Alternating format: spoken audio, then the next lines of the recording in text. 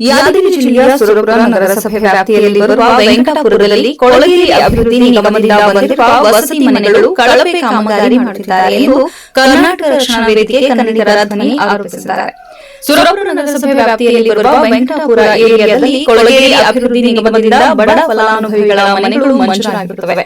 Estimate ಪ್ರಕಾರ ಮನೆಗಳು ಕಟ್ಟುತ್ತಿಲ್ಲ, ಆದರೆ ಗುತ್ತಿಗೆದಾರರು ಮತ್ತು ಅಧಿಕಾರಿಗಳು ಸೇರಿಕೊಂಡು ಕಳಪೆ ಕಾಮಗಾರಿ ಮಾಡುತ್ತಾರೆ.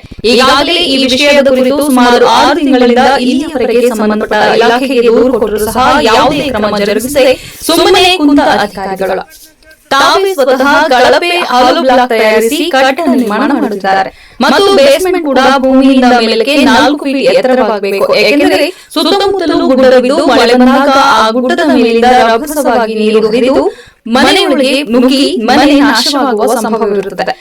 ಬುನಾದಿ ಸಹ ಸರಿ ಇರುವುದಿಲ್ಲ ಎಂದು ಕರ್ನಾಟಕ ರಕ್ಷಣಾ ವೇದಿಕೆ ಕನ್ನಡಿಗರ ಧ್ವನಿ ಯಾದಗಿರಿ ಜಿಲ್ಲಾಧ್ಯಕ್ಷ ಸಂಜೀವಪ್ಪ ದರಬಾರಿ ಆರೋಪಿಸಿ ನಗರಸಭೆ ಪೌರಾಯುಕ್ತರು ಜೀವನ್ ಕುಮಾರ್ ಕಟ್ಟಿಮನಿಯವರಿಗೆ ಮನವಿ ಸಲ್ಲಿಸಿ ಸಂಬಂಧಪಟ್ಟ ಅಧಿಕಾರಿಗಳಿಗೆ ಕ್ರಮ ತೆಗೆದುಕೊಳ್ಳಬೇಕೆಂದು ಸೂಚಿಸಿದರು.